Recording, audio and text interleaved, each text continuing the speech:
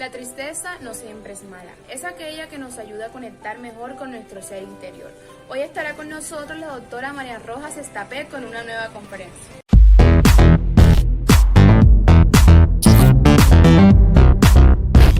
Efectivamente, mira, yo una de las cosas que explico en el libro, yo le puse un nombre, que a mis pacientes les dibujo, les hago esquemas, dibujo fatal, pero todo lo hago con dibujos, esquemas. Y entonces desde hacía mucho tiempo yo hablaba de un concepto que se llama, que yo lo llamo los cimientos emocionales. Es decir, y quiero que a ver si las personas que me siguen lo entienden.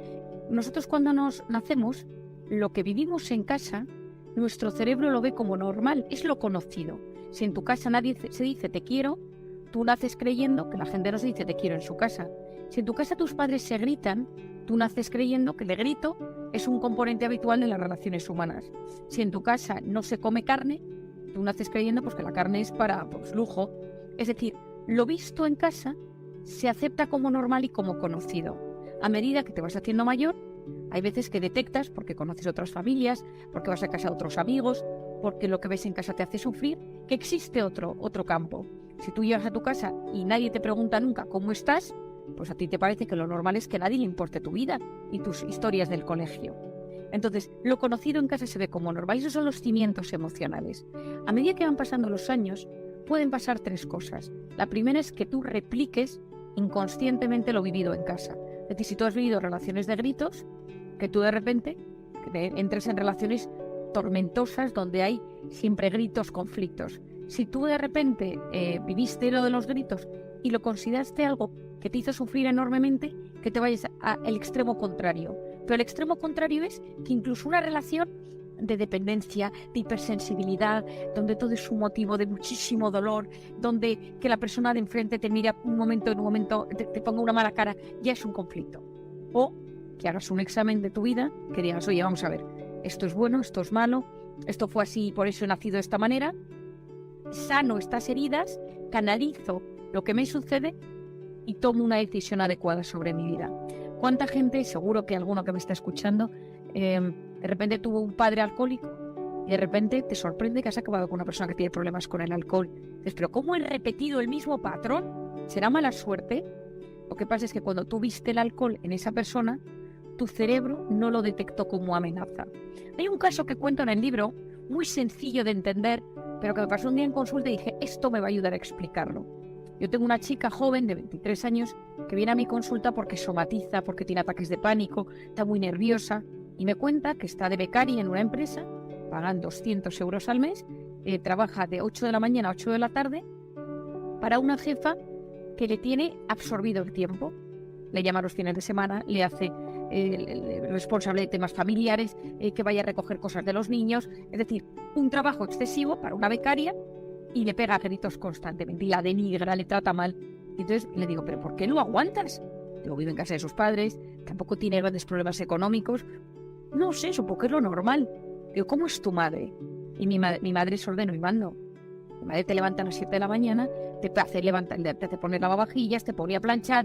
Es decir, como ella lleva toda la vida acostumbrada a una mujer de muy demandante, muy dominante, cuando se ha topado con una jefa así que la está enfermando, ella no lo detecta conscientemente como algo amenazante, porque repite el patrón.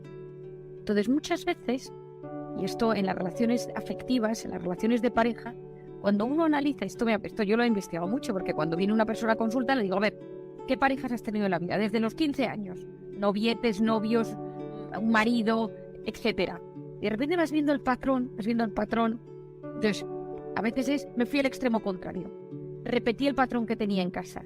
Y cuando uno entiende esos cimientos emocionales, es mucho más fácil que tome decisiones adecuadas.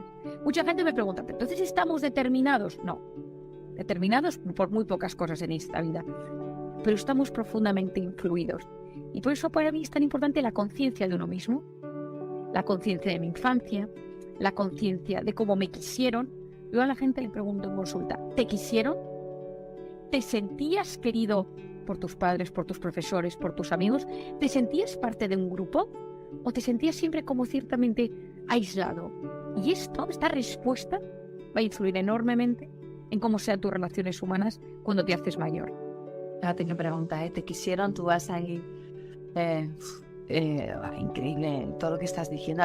Yo en mi pareja soy siempre como un poco la que lleva el timón porque he aprendido eso y siento que, por ejemplo, porque mi madre o mi padre era así y yo copio ese patrón, pero quizás si sigo con ese rol no le voy a dejar a mi pareja también participar en la toma de decisiones familiares.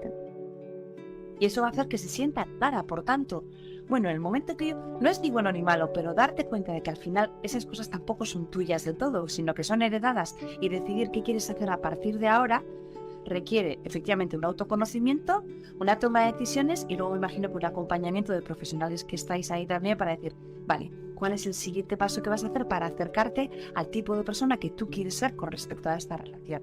Y eso no se hace de la noche a la mañana, me imagino que eso lleva pues un trabajo y también la capacidad de perdonar. Es decir, un corazón resentido nunca es feliz.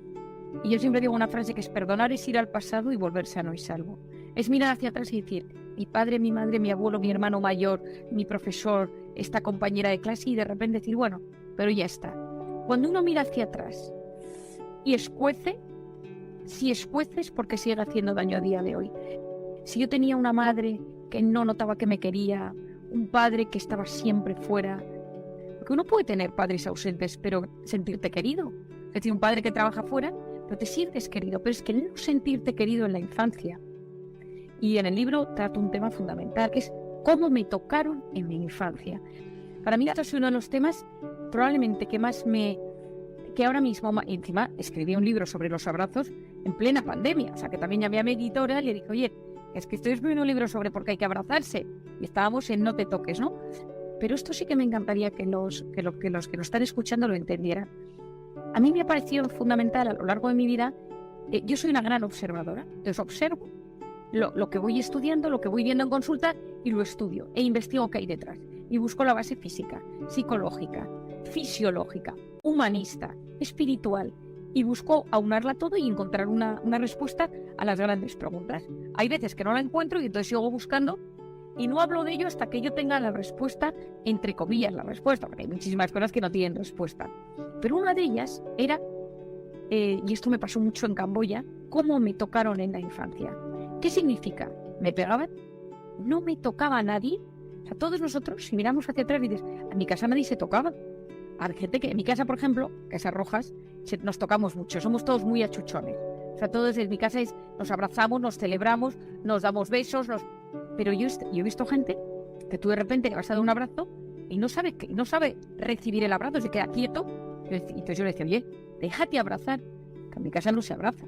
Entonces aquí te confieso, Marian, que yo he sido poco tocona y bueno, hemos sido de abrazar, pero así que tocar, y esto lo he aprendido. Es más, ahora necesito abrazar y tocar, pero no estaba acostumbrada yo pero no era tan costumbre, sí que había besos y abrazos en casa, los abuelos, todo, pero igual menos que cuando he venido a Madrid a vivir y noto que hay más tocar, más rozar, más acá. Bueno, es que cuanto más al sur, más tocamos. Desde Andalucía, mi padre, ahí te estás, es como en los latinos, ¿no? En los latinos, los españoles les parecemos gente muy fría. Yo me acuerdo de una de las primeras veces que aterricé en México, que di más abrazos en una hora que la gente, o sea, pero una cosa de un abrazo, claro, me acuerdo en cambio cuando fui a trabajar a Estados Unidos, que la gente te saludaba con la mano, te daba la mano, y claro, es ese punto que las diferentes culturas, ¿no? No dan besos. Las amigas y los amigos se abrazan mucho. Se abrazan. Entonces, ¿qué pasa? Que empecé a ver que podían pasar varias cosas. Desde las cosas graves, es decir, que te hubieran pegado, que te hubieran violado, que hubieran abusado de ti. En la violación, como soy una gran, no diría experta, porque experta no soy en nada, pero llevo muchos años dedicada al tema del abuso sexual, entonces todo el tema del tacto lo empecé por el abuso sexual, es decir, si me han tocado feo, cómo eso me influye a la hora de recibir que me toquen, ¿no? Entonces lo he ido observando y analizando. Y de ahí a que no me toquen, que no me abracen, que no me den jamás un beso, a me abrazan, me tocan, me juegan conmigo, hay un juego en el suelo del padre con el hijo que le toca, y cómo eso influye ahí. Entonces a todos mis pacientes durante 8 años les he preguntado cómo te trataban, cómo te tocaban, quién te tocó bien, quién te tocó mal, alguna vez te han tocado haciéndote daño, y entonces fui viendo la evolución y vi que había un patrón común. Es decir, y entonces aquí lo voy a explicar. Aquí entra la oxitocina, que uno no sabe porque ahora estoy en modo oxitocina a tope. Y la he contado en algún podcast y la he contado en alguna charla, alguna entrevista, pero me parece importante que esta oxitocina es la hormona del parto y de la lactancia. Otro día di una conferencia a 500 directivos, 90% hombres entrajetados, y yo hablándoles de la oxitocina a todos los hombres. Digo, es que tenéis que saberlo. Y todos me miraban atónitos, porque la oxitocina es la hormona del parto y de la lactancia. Y hasta ahí eran mis conocimientos. Hasta que un día, resumido, sufro un atraco. Yo estaba en plena lactancia y mi tercer hijo, sufro un atraco, me da un ataque de ansiedad, voy corriendo, me vuelvo corriendo para casa y al pequeñín le tocaba comer. Entonces me lo puse al pecho y estaba súper angustiada y a los 2 minutos me relajé. Y entonces yo dije, este pico de cortisol no debería haber bajado tan rápido. El pico de cortisol del atraco tiene que estar en sangre unas 6 horas. Y entonces dije, no he hecho ninguna técnica de respiración, no me he tomado ni atila, no me he tomado medicación, por supuesto. Y entonces dije, lo único que he hecho es darle el pecho a mi hijo. Y entonces me metí en internet y busqué, empecé a investigar, dije la oxitocina, la prolactina, y de repente descubrí que yo no lo descubrí, lo leí, pero me di cuenta, como tantas cosas, que cuando tú eras capaz de estimular la oxitocina, bajabas el cortisol. Y entonces yo dije, tengo que investigar todas las maneras que existen hoy en día para bajar el cortisol y estimular la oxitocina. ¿Y qué pasa? Que la oxitocina es la hormona de los abrazos, es la hormona de las caricias, es la hormona de cuando te tocan y te quieren bien. Entonces, ¿qué me di cuenta? Que hay mucha gente que durante su infancia no la han querido, no la han abrazado, la han pegado, han abusado de ella, física o sexualmente. Esa persona, como todos nosotros necesitamos oxitocina en nuestra vida, tú cuando te vas haciendo mayor buscas la oxitocina de otras maneras. Por ejemplo, con las mascotas, esa necesidad de mascotas. Estamos en un momento donde el otro día leí una titular, que hay más perros en España que niños menores de 15 años. Es una cifra como así, ¿eh? Creo que estoy casi segura de que es la que os estoy diciendo. Por otro lado, ¿cuánta gente busca, a través del sexo, lo que busca en ese momento es un abrazo? Es de alguien que te haga mucho caso físicamente en un momento dado. Es decir, yo que me dedico a preguntarle a la gente, dice, me descargué Tinder, me busqué tal, quedé con una persona, digo, ¿qué buscabas? Dice, no sé, sentía solo, necesitaba, y le digo, tocar, que alguien te tocara. Entonces, esa oxitocina que buscamos, que aparece en las relaciones sexuales, pero aparece en el abrazo, aparece cuando estás con esa persona que llevas mucho tiempo sin ver, que te escucha atentamente, te mira a los ojos, no hay móviles, no hay pantalla, y toda tu atención puesta en ti y dices, qué gusto, ¿no? O sea, ahí hay oxitocina. ¿Qué pasa? Que durante la pandemia nos intoxicamos de cortisol y nuestra oxitocina nos la eliminaron. No abrazos, no sonrisas, no empatía, no te acerques, no te toques, no salgas, no te ilusiones, no hagas planes. Y entonces la oxitocina, que es la hormona que nos sana, potencia el sistema inmune, nos la eliminaron de la ecuación. Entonces hay que volver a la oxitocina, ¿no? Es decir, hay que volver a... Y muchas personas que están solas, pues sus mascotas. ¿Cuántas personas de repente dicen, yo estoy sola, pero de repente mi perro, mi gato, los caballos, por ejemplo, en temas de autismo, que las personas con autismo tienen un problema con la oxitocina, ayudan tantísimo. Ese tacto, ese coger a alguien de la mano, alguna vez me ha pasado, y lo cuento en mi libro, que a poco después de que nos desconfinaran, un día un paciente se me echó a llorar y me acerqué a él y le cogí de las manos y me quedé mirándolo a los ojos y le dije, te vas a poner bien. Y me dijo, en los últimos 6 meses es la mayor muestra de afecto físico que he recibido. Claro, se te rompe el corazón, porque el ser humano necesita eso. El ser humano necesita que nos queramos, que nos abracemos, que nos juntemos. Es cierto que la pandemia no nos lo ha permitido, pero ahora mismo que las cosas empiezan a estar relajadas, cuidado con aislarnos, cuidado con no permitir, porque entonces nos intoxicamos de cortisol, nos inflamamos, nos enfermamos, las articulaciones, todo, y no tenemos las vías de escape sanas que nos gustan. Es decir, y por eso yo ahora estoy en modo oxitocina a tope. Es decir, hay que generar el otro día los directivos, estos hombres empresarios en traje, le dije, todos a por la oxitocina. Claro, todos ojipláticos, pero la oxitocina para hombres Pues habrá quedado seguro. La oxitocina es una de tus grandes protagonistas en este libro, que está más relacionado con el estrés. Me gusta mucho recordar a las personas la relación que hay entre mente y cuerpo y cómo afecta muchísimo en nuestra salud la gestión de nuestras emociones y de nuestros pensamientos. Pero si viene de la boca o del mensaje de una profesora, parece que todos nos lo queremos mejor, ¿no? Cuéntanos hasta qué punto es importante regular nuestro estrés, cómo podemos identificar picos fuertes en nuestro cuerpo, cómo podemos detectar esa luz roja que dice cuidado, que te viene algo fuerte, porque a veces aguantamos y cuando nos relajamos es cuando nos da el golpe a nivel físico o emocional, ¿no? Cuéntanos un poco. Bueno, yo me encantaría que esto se estudiara en los colegios, o sea, se dijeran las noticias, se transmitiera en las universidades, porque mi sensación es que cuando uno se conoce y conoce cómo funcionan, ahora tenemos nociones básicas del organismo y cada vez avanzamos más. Yo estudié medicina hace unos años, ya cada vez sabemos más y más, y tampoco hace falta ser un gran experto en todo, sino tres nociones. Nuestro organismo está en tranquilidad, va a trabajar, vuelve a trabajar, está en casa, organiza a los niños y de repente recibe una amenaza. Es decir, pues te llaman del colegio de tus hijos y te dicen: se ha caído tu hijo y te tiene una brecha y se está desangrando. Vente corriendo, que hay que llevarle al hospital. Susto. Pico de cortisol. Estado de amenaza para mi organismo. Es decir, en ese momento todo se altera. Y cuando me altero, en mi estado de alerta, piensa en la lucha o en la huida. Y entonces empiezo con taquicardias, taquipnea, meto oxígeno. ¿Por qué? Para que haya oxígeno en la sangre y para que mi musculatura se pueda poner en marcha y poder correr, huir, lo que haga falta, ¿no? Y en esos momentos la sangre y mi organismo deja de funcionar las zonas que no necesito. Por ejemplo, el pelo. No es el momento de tener el pelo limpísimo. Entonces en ese momento, o la piel.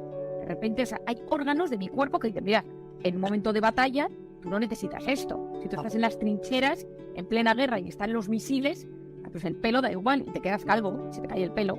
Todo de estrés, se te cae el pelo. Entonces, todo tu organismo se pone en marcha para poder luchar. Y eso es gracias al cortisol. El cortisol es una hormona cíclica. Por las noches es bajita, a lo largo de la noche sube hasta las 8 de la mañana, que tiene su pico más alto y luego vuelve a bajar. Pero cuando yo vivo intoxicado de cortisol por algo que me preocupa, y si me contagio de coronavirus, y si mis padres tienen cáncer, y si mi hijo está en las drogas, y si me quedo sin trabajo, y si no llego a fin de mes, y si me enfermo, y si me pasa esto, bueno, pues lo que todos sabemos, y esto es el gran quid de la vida, es que nuestro organismo activa el modo alerta por algo real o por algo imaginario.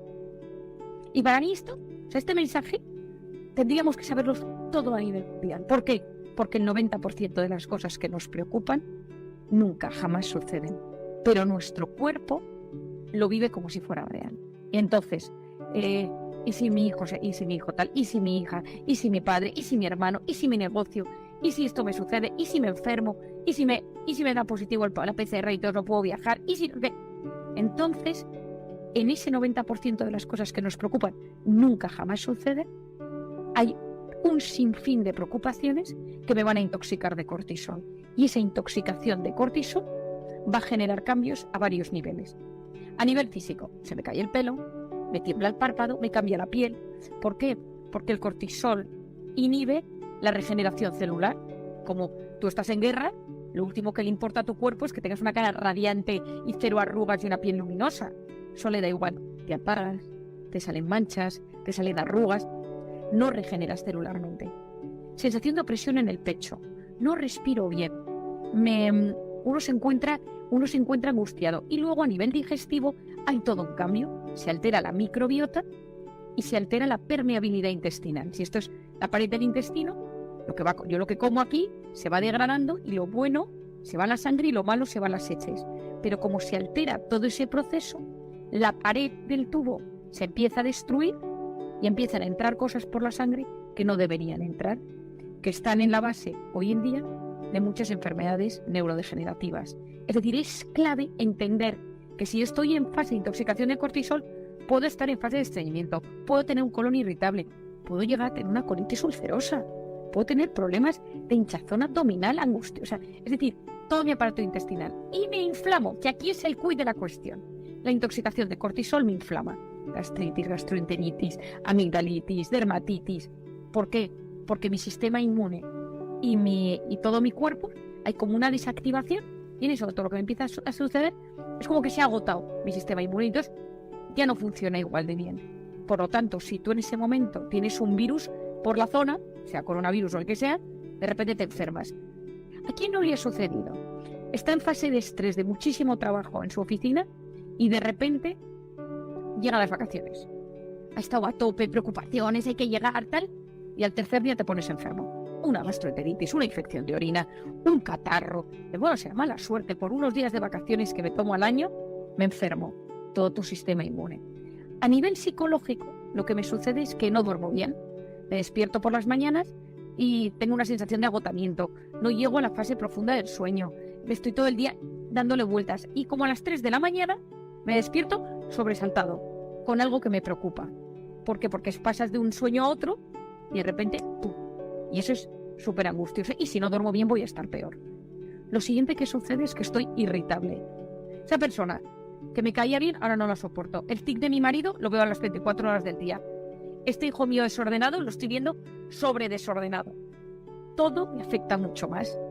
Eso puede llevar a ataques de ansiedad y una cosa súper importante es que me puede llevar a la tristeza.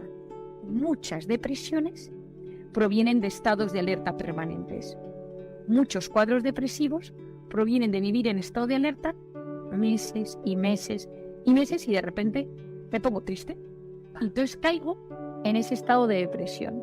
Y luego, finalmente, a nivel de conducta, tiendo al aislamiento. ¿Quién no le pasó que después de la pandemia, o conocéis seguro a alguien, después de esa intoxicación masiva de cortisol, de repente nos dejaron salir a la calle y hubo gente que no quiso salir? Estaba intoxicada de cortisol, tenía miedo, no querían salir a la calle. Por lo tanto, es súper importante entender que cuando yo vivo fases de estrés mantenido, por algo real o imaginario, lo primero es que tengo que ser consciente de ello. Porque mi organismo me va a ir mandando señales. Ataques de migraña, que mi cuerpo no me responde, contracturas musculares, que de repente noto que no paro de enfermarme, todo tipo de bichos, los cojo todos y estoy, o sensación de repente empiezo a perder pelo, se me caen mechones de pelo y se alopecias areatas. Mi cuerpo es el depositario de mi verdad y me va mandando señales. Y lo que mi cuerpo me dice es, ojo María, cuidado que esto no va bien. Por ejemplo, un tema súper importante, los problemas de fertilidad y de sexualidad y de que está viendo ahora mismo, ¿no? El cortisol inhibe todo el tema de los estrógenos y la progesterona. Por lo tanto, el ciclo menstrual se modifica. Hay muchísimos problemas de fertilidad, tanto en hombres como en mujeres. El libido, por ejemplo, si yo estoy trabajando en mi oficina y de repente hay una señal de alarma y salgo corriendo hacia Brad Pitt no me interesa, ni me atrae, porque mi cerebro no le interesa en ese momento a Brad Pitt. Por lo tanto, en fases de estrés no hay libido y hay un cambio enorme. Esto es muy importante.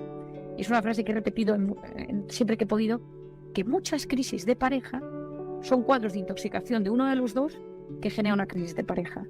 Uno de los dos está intoxicado de cortisol y entonces el otro se encuentra con alguien en estado de alerta y ya no hay conexión. Entonces hay una crisis, pero no porque sea una crisis de pareja, sino porque uno de los dos está atravesando una fase muy dura y entonces hay una desconexión de la pareja. De hecho, hablas también en el libro de la sexualidad, de la pornografía en las chicas más jóvenes. Este es un tema que te interesa mucho y me parece que estamos en un momento de cambio de paradigma en cuanto a la sociedad con respecto a la mujer y desde la mujer hacia la sociedad. Interesantísimo. Muy curiosos, me gusta mucho hablar de este tema, ¿no? Y lo explicas ahí que hay mujeres, chavalas jóvenes que confiesan consumir pornografía.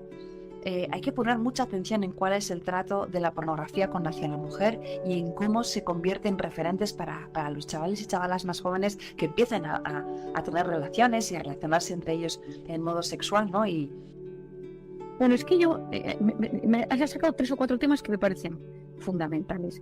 El primero de todos es que, por un lado, estamos apoyando más que nunca a la mujer con todo el tema de la mujer en su lugar, que tenga unas buenas condiciones laborales, la conciliación personal y familiar y profesional. La mujer, pues que en muchos países todavía sigue, no hablo ya de Afganistán, que es un drama, creo que todavía a veces está relegado a un segundo plano, etcétera, aunque yo considero que en países como en España pues hemos avanzado muchísimo, ¿no? Porque estamos intentando que la mujer, que se la valore profesionalmente, intelectualmente, etcétera. Pero por otro lado te encuentras con el mundo de la pornografía, donde es un tema de sexo de usar y tirar. Yo quizá, porque yo en consulta tengo desde el adicto a la pornografía hasta la actriz porno. Entonces conozco muy bien el perfil. De hecho, lo cuento en el libro. Hay una anécdota de un paciente que tengo, un tío estupendo, vivía con su pareja, todo funcionaba bien, su trabajo, y de repente se engancha a la pornografía. Se engancha, hasta que en un momento dado en la oficina se dan cuenta que que dedica varias horas a ver pornografía y le dan un toque de atención, es incapaz de dejarlo, pues sigue con ello, y entonces en un momento dado son horas que no trabaja, está todo el día enganchado, y entonces él deja el trabajo. Entonces empieza a deteriorarse la relación con su pareja con la que vive, una relación súper complicada. Él empezaba a tener problemas de disfunciones sexuales, porque está demostrado que cuando uno ve pornografía durante mucho tiempo, pues eso tiene consecuencias a nivel sexual. Y entonces su novia en ese momento lo trae a consulta y dice: mira, yo le voy a dejar porque yo esto ya no lo soporto, para mí es como una especie de infidelidad, sufro muchísimo. Y entonces yo le empiezo a ver, y entonces tenemos debates sobre por qué la pornografía es buena, que me lo dice a mí, que he estado sacando niñas de la prostitución, que saca niñas que es un tema que a mí me toca la fibra sensible, ¿para qué nos vamos a engañar? Y entonces que no es un tema cualquiera. Y entonces uno de los días acababa yo de ver a una actriz que tengo, que es una actriz que ha trabajado en la pornografía muchísimos años, que vino a mi consulta por otro tema. Vino por la somatización, porque tenía un tema de inflamación de las articulaciones de vez en cuando y tal, y pensó que estaba somatizando. Y bueno, es una actriz del mundo de la pornografía de muchos años, es extranjera, y la tenía en el despacho de al lado, que me estaba terminando de hacer unos test. Y entonces hablé con ella, salí un momento del despacho y le conté, y le dije: mira, yo tengo aquí un chico que está empeñado en el mundo de la pornografía y está enganchadísimo, y estamos ahí hablando y tal. Y me dijo: ya, déjame hablar con él. Te estoy hablando de una señora, es una chica, ahora ya lo ha dejado, nos damos cuenta, ella quiere tener una familia, pues es imposible.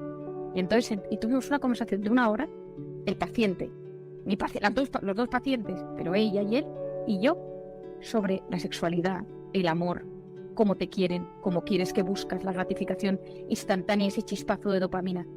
¿Qué pasa? Que la pornografía, es una invasión masiva en el cerebro de dopamina.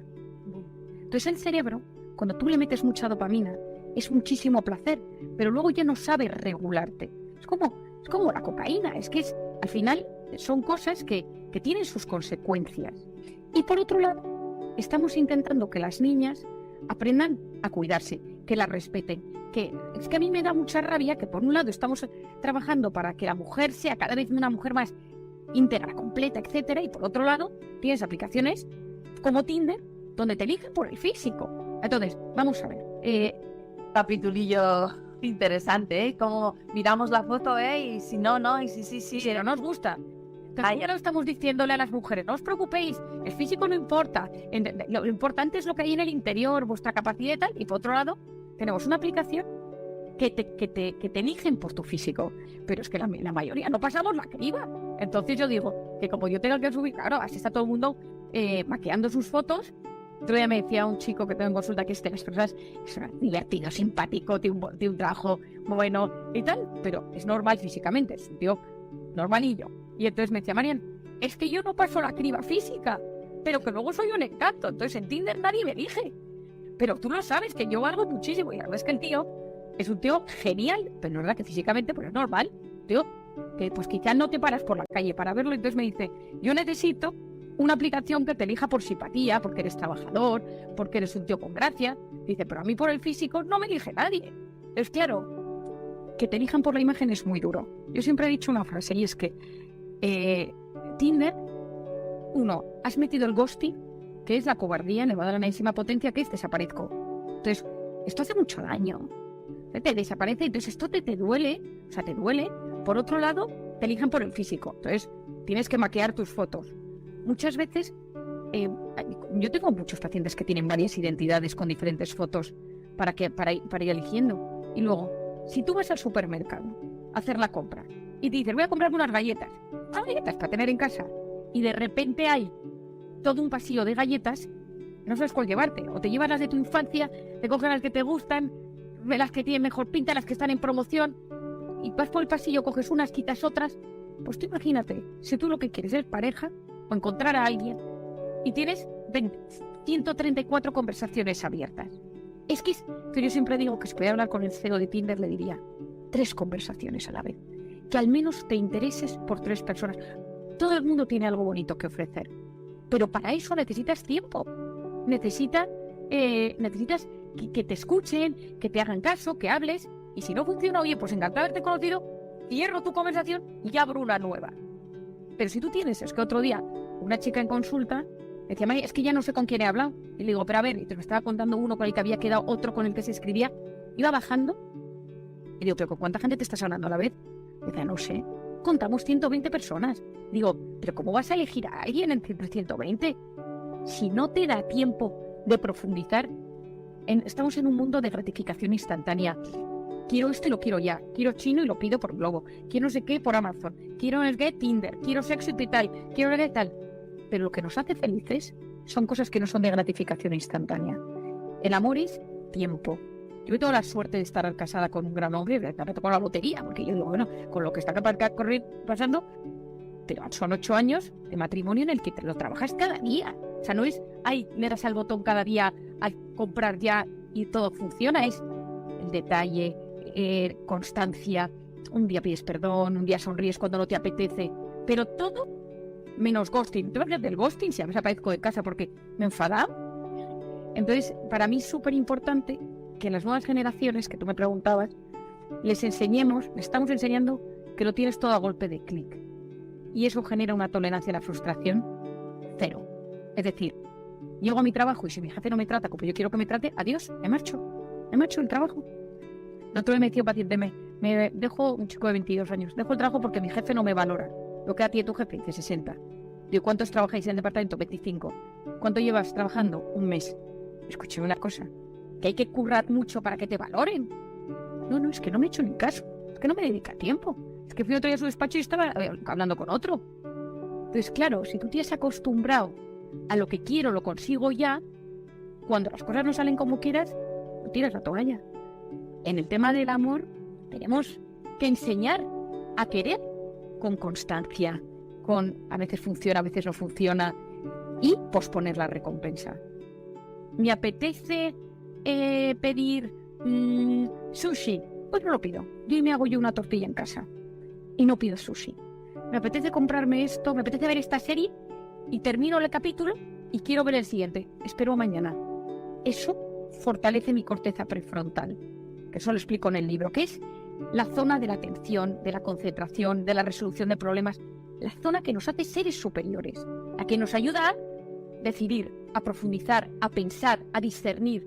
Y necesitamos una sociedad, unos jóvenes, unos mayores, que sepan encontrar la verdad. Pero claro, si yo digo gratificación instantánea, la corteza prefrontal se va haciendo cada vez más fina y se debilita.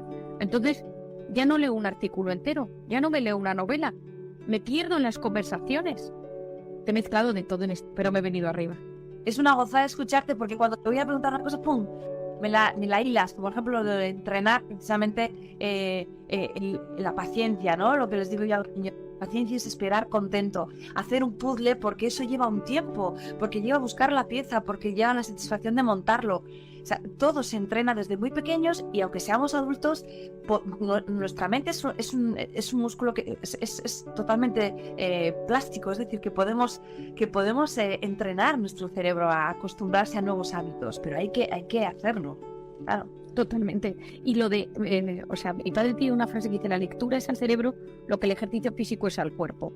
O sea, mira, hoy hablaba con un paciente que tiene Alzheimer y ya no reconoce a nadie y ha sido un empresario y le iba todo fenomenal pero es una persona que tiene Alzheimer. Y claro, nosotros hoy en día sabemos que cuanto más potenciamos el ejercicio físico, ser capaces de hacer meditación, cada uno la que haga, su mindfulness o la gente que es creyente, su oración, todas me valen, pero ese desconectar para conectar con lo importante, la esencia, la trascendencia.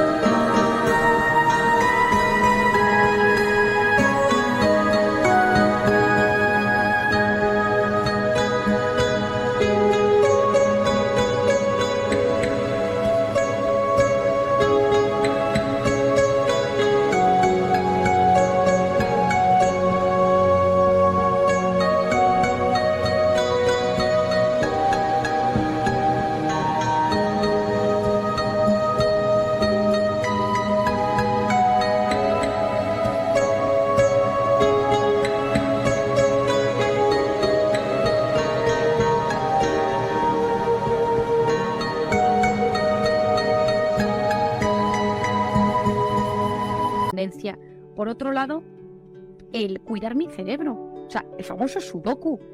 El decir, si no me acuerdo de esta palabra, no paro hasta que me acuerde. Esta mañana estaba con el nombre de una cosa que digo, no la voy a buscar.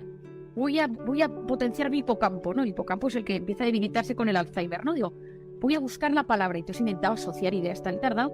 Bueno, o sea, luego la desconecta porque me estaba agobiando y luego ya he caído en la frase, cuando tantas veces nos pasa.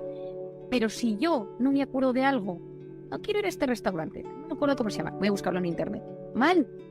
Entonces tenemos que potenciar nuestro cerebro porque si vivimos 80 años, uno de los grandes dramas que hoy en día está hablando la Organización Mundial de la Salud, la Sociedad Americana de Psiquiatría y Neurología, y es que vamos a tener una población con muchísimos problemas neurológicos.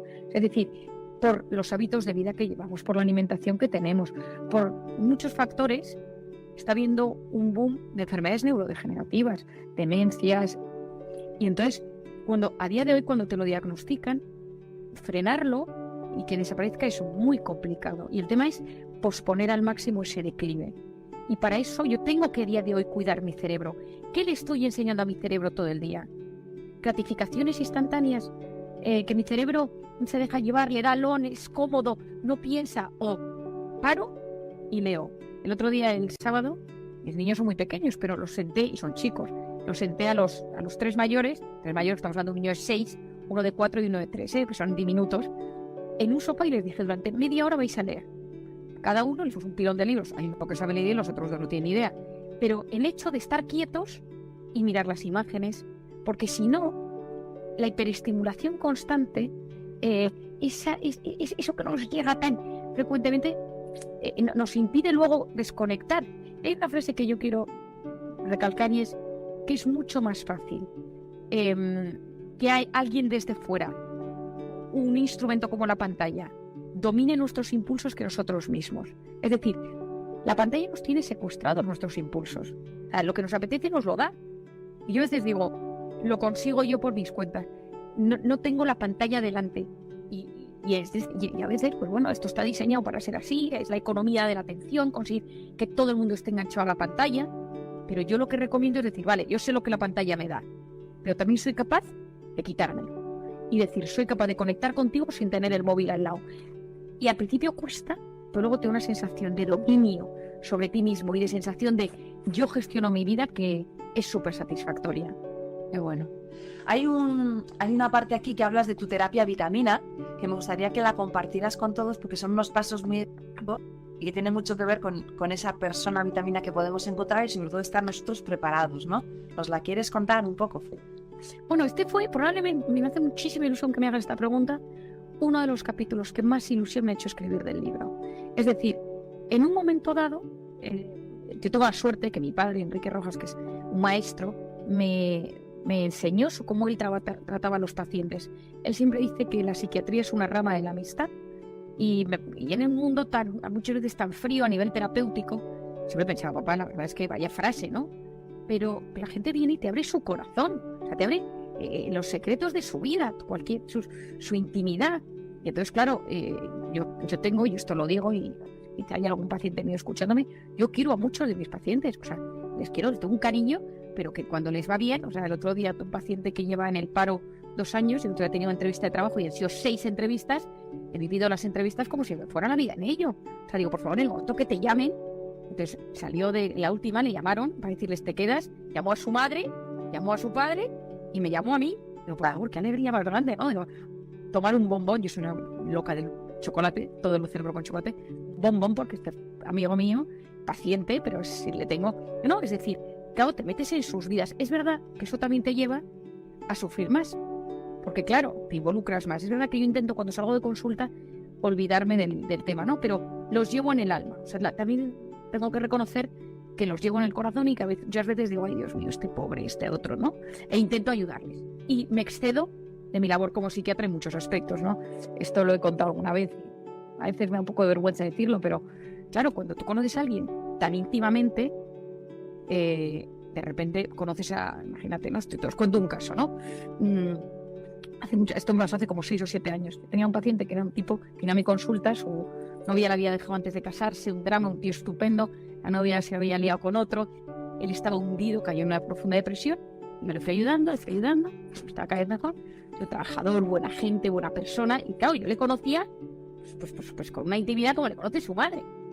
Y un día conocí en consulta a una chica que venía siempre acompañada de la hermana, y entonces de vez en cuando hablaba con la hermana sobre la paciente. Y un día dije, estos dos pegan un montón. Pero me hablaba de cosas, digo, estoy en una cantidad de gustos comunes. El que había sido mi paciente con la hermana de la otra. Entonces les invité a mí a una conferencia y les presenté y se casaron y acaban de tener su primer hijo. Entonces esto lo hago de vez en cuando y yo soy consciente que bueno, que tal, pero es que no puedo evitarlo. La anécdota más cotidiana, a mí me consta porque lo sé que estás muy comprometida con acompañar a las personas que de verdad ese acompañamiento que tú haces, ¿no? Y eso es una cosa que se llama vocación, ¿no? Y te guste lo que haces, ¿no?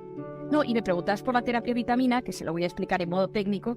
Lo primero que hago cuando viene un paciente el primer día es que viene muchas horas. O sea, está con mi consulta unas 3 o 4 horas porque le absorbo. Es decir, le hago todo por saber. Entonces, veo lo que le trae a consulta. Entonces, tengo una depresión, tengo ataques de pánico, problema de pareja, soy muy ansioso, tengo este tipo de personalidad. A veces es un tema puntual, a veces es un tema largo en el tiempo, a veces es que trae una herida de la infancia que nunca consigo sanar. Mucha gente viene a mi consulta para temas de abuso que nunca he sido capaz de verbalizar con nadie y al leer mi libro quiere curarlo conmigo porque te da mucho miedo sacar este tema. Y lo primero que hago es explicarle al paciente ese primer día cómo funciona su cerebro. Entonces le hago un esquema. Vamos a ver, tu cortisol, esto es tu estado de amenaza, esto es tu infancia, estos son tus cimientos emocionales, y le hago un esquema. Y hago un esquema que para mí es clave. Y le digo, vamos a ver. Tú imagínate, viene Pedro. Le digo, Pedro es una persona muy sensible, muy obsesivo y muy rígido y muy tímido. Y entonces le digo, Pedro, esta es tu forma de ser. Digo, Pedro, tú ante el estrés, como eres tímido, te bloqueas. Ante el estrés, como eres obsesivo, entras en pensamientos en bucle. Ante el estrés, como eres tan sensible, estás súper vulnerable. Y le digo, y tú somatizas de 2 maneras, Pedro. Tú tienes migrañas y tú tienes ataques de ansiedad. Y le digo, Pedro, ¿cuáles son esos factores de estrés? Ver a mi ex, ver que no tengo dinero para llegar a fin de mes, las alturas, pensar en mi hijo pequeño porque siempre me ha parecido que es el más débil de mis hijos, solo pensar en él me estreso. Es decir, ¿qué te sube el cortisol? Entonces, Pedro, tanta gente, lleva medicado toda la vida pues para las migrañas, su Lexatin, su Traquimacin, y yo le digo, vamos a trabajar factores de estrés y personalidad. Y tú vas a trabajar tu autoconocimiento. Como yo sé que soy tímido, tengo que mejorar habilidades sociales.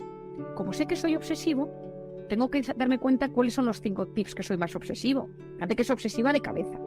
Hay gente que es obsesiva de orden. Hay gente que es obsesiva de organización. Gente que es obsesiva de tiempo. De 8 y cuarto, de 8 y cuarto, 8 y 20, de 8 y 20, 8 y 30. Es decir, hay obsesivos de limpieza, hay obsesivos de la enfermedad, los hipocondríacos. Entonces, vamos a ir desmenuzando de dónde viene esto y te voy a dar tips. Y luego voy a desactivar tus momentos de estrés. Yo uso mucho la técnica del EMDR, es una técnica que aprendí a hacer en Camboya y luego me certifiqué en España, donde desactivas factores de estrés. Yo lo empecé haciendo en temas de abuso sexual, ahora lo hago en muchos temas. Si tú hay una persona de tu trabajo que solo con verla, que estas son las personas tóxicas, que son las que te intoxican de cortisol, solo con verlas por el pasillo pensar en ellas, pues yo te hago un MDR sobre esa persona para que tu cerebro cuando se topa con ella no active su estado de alerta. Pedro o a quien paciente que venga le digo, necesitamos un poquito de medicación, pero como estás somatizando, pues te voy a dar omega 3 o te voy a dar probióticos para la parte inflamatoria del intestino, o te voy a dar un poquito de magnesio, o funcionan cosas naturales para no tener que medicar. Pero si hay que medicar, se medica. Yo siempre digo que la medicación tiene que ser la grúa que te saca del hoyo. Y las pautas es lo que te ayuda a que cuando yo luego te dejo en la calle, cloink, eso no vuelvas a caer al hoyo. Yo intento que la gente no viva dependiendo de la medicación toda la vida. Porque al final te pierdes mucho. La medicación ayuda, es un impermeable, pero al final la vida también hay que sentirla. Y hay que también saber gestionarla. Pero hay personas que por sus circunstancias, digo, mira, por el momento mantenemos medicación. Vives con una persona con cáncer y tú eres su cuidador principal. Estás arruinado y tienes un problemón. Es decir, hay circunstancias que para que el cerebro no sufra tanto y el organismo no somatice, pues la medicación es muy útil. Gente que se niega. A mí nunca nadie me va a medicar. Digo, bueno, es que claro, tenemos muy mala imagen, psiquiatras tenemos un marketing nefasto. Pacientes como muy medicados, pues salimos en las series y somos unos personajes siempre curiosísimos. Aunque ahora hay psiquiatras en todas las series. O sea, no hay una serie en la que la veas y no hay un psiquiatra, o sea que yo supongo que habrá alguien haciendo un marketing un poco más positivo. Y luego, por otro lado, voy trabajando las heridas del pasado, ayudando a gestionar el presente y ayudando a quitarle el miedo al futuro, que es la ansiedad. Claro, todos tenemos algún miedo al futuro. El tema es que ese miedo nos paralice. Y entonces ayudo a esas personas para el futuro. Y poco a poco esa persona va teniendo las herramientas. Entonces ya luego haces un acompañamiento. Ya luego los voy viendo con más distancias en el tiempo y es un acompañamiento para las diferentes circunstancias, porque a todos nos van pasando cosas y de repente dices, oye Marian, pues ahora pues me he casado y he tenido un hijo y está enfermo. Y la enfermedad activa la hipocondría, que ya estaba apagada y controlada. Pues vamos a trabajarlo, ¿no? Pero ya tienes las herramientas. Y para mí es súper importante tener herramientas en la vida para que gestionemos. Yo, Marian, conozco mis factores de estrés. Yo me conozco muy bien y entonces sé que hay 3, 4, 5, 6 cosillas que activan mi cortisol. Entonces, bueno, pues las intento gestionar, ¿no? Y todos...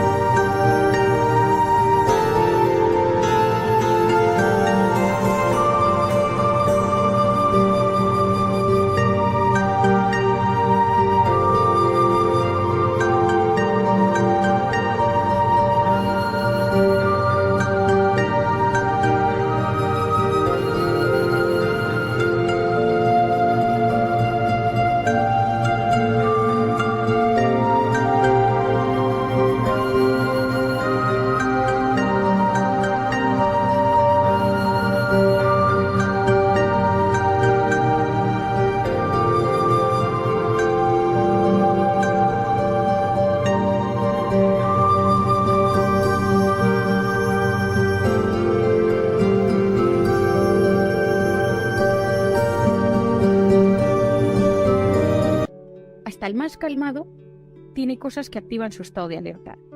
Y cuando uno se conoce, se siente aliviado. Dice, ay, qué gusto, que ahora lo entiendo todo. Claro, ojo, es que has dado la clave en conocerte, aceptar lo que llega y diciendo, bueno, es puntual. Esto llega porque tengo un mecanismo que hace automáticamente que yo dispare. Vale, ya me conozco, ya son estos 3, 4. Voy a intentar entrenarme para que no sea el disparo tan fuerte y voy a aprender a tener recursos para frenarlo o apaciguarlo o salir más rápido de ello, ¿no? Serían un poco esos pasos, ¿no? Totalmente. Y luego, a veces uno dice, uy, yo prefiero no abrir esto. Ya. Yo este tema prefiero no abrirlo. Y en esto yo soy súper respetuosa. El primer consejo que me dio una paciente, la primera paciente que vi en mi vida, que yo era estudiante, que estaba haciendo prácticas, me dijo, nunca abras algo que no seas capaz de cerrar. Entonces esto me lo tomo muy a gala. Es decir, alguna vez, mira, el otro día, es una paciente a la que yo tengo muchísimo cariño, es achuchable, que vino a mi consulta, muy organizada, muy expeditiva, un trabajo muy tal, no para, quieta, y me contó su vida y de repente vi un foco y le dije, oye, por cierto, vuelve aquí. Me dijo, no quiero. Y le dije, vale, esto hace 6 meses. Le dije, yo me lo guardo y cuando estemos preparadas lo abrimos juntas. Y el otro día, que estaba mejor, todo lo tiene mucho más, me dijo, Marian, yo estoy muy bien, yo creo que ya estoy casi de alta. Le dije, no, hoy vamos a abrir el melón. Y me dijo, ¿crees que estoy preparada? Y le dije, me tienes a mí delante y lo vamos a abrir. Pero esto es una cosa ultra dolorosa y cuando a uno le ha pasado esto en la vida, lo tienes escondido en algún sitio y cuanto antes lo sanes, mejor para ti. O sea, que te agredan, que te humillen, que te peguen, que abusen de ti, tiene sus consecuencias. A veces los tenemos súper encerrados y hay que dejarlo ahí por el momento. Pero si uno va a ser madre, si uno de repente está embarazado, etcétera, son momentos de enorme vulnerabilidad. Y yo le dije a ella, hoy es el día y lo vamos a hacer. Momento de enorme convulsión, ella lloró muchísimo, va gracias a ella, soy súper la oxitocina total. Pero a la semana me escribió y me dijo, cerrémoslo bien, sigamos sanando esa herida, ¿no? Es decir, pero hay que estar preparados. Es decir, y hay que confiar mucho en el terapeuta. yo soy la primera que pienso que si tengo algo en mí, pues tienes que ir a alguien que es contar lo que más te duele, ¿no? Y poder tener a esa persona que le dice, mira, es que esto es mi fantasma, y que no te juzguen, y que te entiendan. Y que para mí, yo si tú me dijeras quién es una persona vitamina, para mí la persona vitamina es esa persona que te escucha con atención y no te juzga. Yo creo que estamos en un momento en el que te da la sensación de que cualquier cosa que cuentas, todo el mundo ya está como maquinando mentalmente, ¿no? Y entonces, cuando alguien te dice, ay, pues no pasa nada, pues te escucha, te atiende, qué gusto, oxitocina, persona vitamina. Entonces, yo creo que tenemos que ser terapeutas vitamina, ¿no? Es decir, entiendo que estamos agotados los médicos, los psicólogos, los sanitarios, porque ha sido una época durísima, y entiendo que estamos, y de hecho yo estoy tratando muchos sanitarios con estrés postraumático, y es desolador. El otro día se fue un paciente, un médico, un médico de UCI que está de baja, de una ciudad de España, y me contaba, y se marchó y me eché a llorar. O sea, qué horror. O sea, se abrió y me contó cómo él se rompió por la mitad, pero seguía yendo a trabajar porque había que estar allí, ¿no? Y entonces los sanitarios están muy cansados y hay que reanimarnos porque la salud física y mental determina la calidad de nuestra vida, ¿no? Y que los sanitarios estén otra vez fuertes y que nos ayuden, pues es un motor de la sociedad. Pero efectivamente es cierto que a veces nos cuesta ser esos terapeutas vitamina, como digo yo, porque estamos muy cansados, porque ha sido una época difícil. Sí, porque ya tu vida personal también ya llevas lo tuyo.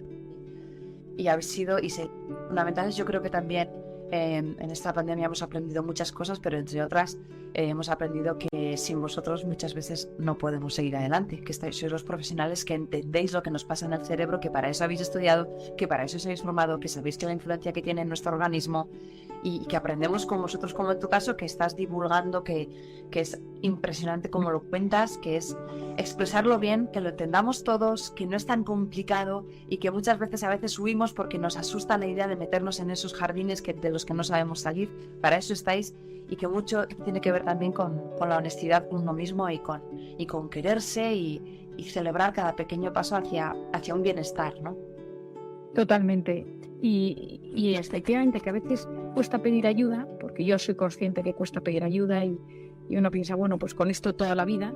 Otro día una señora de 70 años que vi en consulta me decía, Marian, pero sigo toda la vida con esto, ¿para qué me lo abres ahora? Y dije, no, yo no te lo abro, yo lo único que te digo es que tu cabeza te está empezando a fallar, no tienes ganas de vivir, tus hijos están preocupados por ti, tienes nietos que te adoran, y te diría una frase, Ana, que ahora estoy repitiendo mucho a mis pacientes, porque yo intento lo complejo llevarlo a la sencillez. Entonces digo, la felicidad entre comillas, consiste en ser capaces de disfrutar lo bueno y ser capaces de gestionar lo malo. Si tú lo bueno que llega no lo disfrutas, porque estás pensando en lo malo, porque ¿para qué? Porque hay mucha gente que le cuesta disfrutar lo bueno, hay gente que es súper disfrutona, hay gente que en lo bueno está en tensión, y hay gente que en lo malo se bloquea. Bueno, pues muchas veces uno dice, bueno, yo a la gente le digo, mira, yo te voy a ayudar a que vuelvas a disfrutar de lo bueno de la vida, y te voy a dar herramientas para que cuando llegue lo malo, porque llega siempre, todos nosotros nos llegan cosas malas siempre, conozco a nadie que no le pasen cosas malas, porque a veces son enormes y otras veces son pequeñas, pero siempre pasan cosas, siempre están pasando cosas. Yo creo que no lo he contado todavía, pero te lo voy a contar. Yo entregué mi libro, feliz, fin, cuenta tu persona vitamina, se lo di a mi editora, y estaba agotada, porque me costó mucho. Entregué el libro y me dijo mi editora, te sobran 120 páginas. Dije, 120 páginas, ¿yo ahora qué quito? O sea, cada página que quitaba fue un duelo. Esto lo quito, este capítulo, el de los ratones y la oxitocina. El capítulo, no sé qué, lo quito fuera. Entonces, bueno, me fui despidiendo de las 120 páginas. Y entregué el libro y me fui a jugar con mi marido un partido de tenis para despejarme un poco. Y en un momento me vi agotada y dije, marido, se acabó. Entonces dijo, bueno, un par de bolas más, bueno. Y me dio un raquetazo. Y entonces me dio un raquetazo, me caí al suelo y se me rompieron los dientes, la mandíbula, se me movió todo. Y entonces tenía que empezar a hacerme las fotos de promoción del libro. Bueno, he perdido dientes, me han operado varias veces y tal, ¿no? Y entonces yo decía, me he puesto a escribir sobre la persona vitamina bueno, la verdad es que lo cuento ahora con risas, pero lo he pasado regular. Y siempre pasan cosas. Es que en la vida siempre pasan cosas. Y la vida consiste en decir, y yo soy capaz de disfrutar lo bueno. Cuando tú de repente te estén pasando cosas buenas y no seas capaz de disfrutarlas, piensa, algo me está sucediendo, voy a pedir ayuda, voy a hablar con alguien. Y cuando algo malo me esté pasando y no sepa gestionarlo o me bloquee a lo bestia, no tengas miedo a pedir ayuda, porque hay especialistas que te saben ayudar en este tema. Antes de despedirnos, te voy a pedir, aparte de mandarte millones de besos y agradecimientos, no, de verdad que me encanta escucharte, aprendo un montón, lo cuentas de una forma pum, ¿no? Las cosas claritas y el chocolate espeso. Danos alguna herramienta por la que podamos empezar. Habrá muchas personas que nos estéis escuchando ahora, que estéis cerca de personas que están deprimidas, tristes, desanimadas, perdidas, que no sepan cómo se puede hacer para encontrar a esa persona vitamina, que estén en un momento que digan, Marian, ¿por dónde empiezo? Estoy desanimada o estoy acompañando a alguien que le estoy viendo que está cayendo, o un padre, una familia que ve a un adolescente que está un poquito triste, desanimado, alguien que ha perdido el trabajo. ¿Por dónde se empieza? Un pequeño tip. Bueno, yo lo primero es que a veces aceptemos que podemos estar mal. Es decir, bueno, que estoy pasando una mala racha. Es que estoy pasando un mal momento. Que a veces pasa la vida, ¿no? Y decir, yo estoy ahora mismo en un momento regular de mi vida. Lo segundo es decir, ¿qué paso creo yo, si tuviera una varita mágica, que me gustaría que fuera el primer paso que cambiara? De que cambiara la relación con mi hijo, que me pidiera perdón esta persona, que cambiara este tema económico, que me dejara de doler en la espalda. ¿Qué le diría yo a una hada madrina si viniera y me dijera una cosa? ¿No? Una cosa, ¿no? ¿Cuál es ese primer paso? Y en ese primer paso decir, ¿soy capaz de hacerlo solo o sola? ¿O necesito a alguien que me empuje? Es decir, a mí me encantaría volver a encontrarme bien y volver a tener ganas de ver a la gente. Pero no me atrevo ni a llamar a mis amigas porque me da cosa que me vean así de mal. ¿No? Pues a veces quizás llamar a una amiga, llamar a esa persona que le diga que me encuentro mal. Necesito que me cuides, ¿no? Es decir, no tener esa vergüenza que a veces nos da de reconocer que lo estamos pasando mal y ser conscientes que es profundamente lógico que ahora mismo estemos en un estado de desánimo. Han sido un año horrible. Y también tenemos que entender que hemos estado con muchísimo miedo, sin poder salir de casa, sin poder viajar, sin poder hacer planes, sin poder ver a nuestros seres queridos, sin poder planificar, sin poder abrazarnos, sin poder vernos las caras. Es que lo lógico es que estemos reguleros. O sea, si todo el mundo estuviera estupendo ahora me parecería rarísimo. Volvería a estudiar el cerebro. Decir, oye, pues yo soy de los que me queda un poco tocado, de los que me queda un poco tristón. Pero no sé si de esto se sale solo. Puede ser que de una gradación de 0 a 10, pues esté en un 3, o esté en un 6, o esté en un 9. Es decir, eso voy a decir a mi médico de cabecera. Se lo voy a contar a mi psicóloga, a una amiga, tal, y que me diga, oye, esto se trata, esto es una mala racha, esto necesita medicación, esto, y muchas veces, con 2 o 3 cositas, ya, clink, y uno sale adelante. Gracias, eso es verdad. Y se sale y quería darte eternas gracias por pasar por aquí, no solo por presentarnos este libro, que es una maravilla, fácil de entender, de leer, porque es una fantástica divulgadora, porque estás comprometida con todo lo que haces. Enhorabuena, Marian Rojas, disfrutando de tu discurso. No te quiero robar más tiempo, otro día, si quieres, volvemos a reunirnos. Cuando tú quieras. Porque es una gozada escucharte, aprendemos muchísimo de ti y se nota que es vocacional y de ilusión y generosa y humilde siempre, así que gracias de corazón. Gracias, Marian. Cuando lo necesites, y espero haber ayudado a la gente que nos escucha, que yo intento que en este mundo a veces un poco caótico, donde nos cuesta encontrar el camino, consigamos pues encontrar un poquito de luz, ¿no? Que nos alivie ese dolor del alma que en muchas ocasiones todos lo sufrimos. Muchísimas gracias, Marian.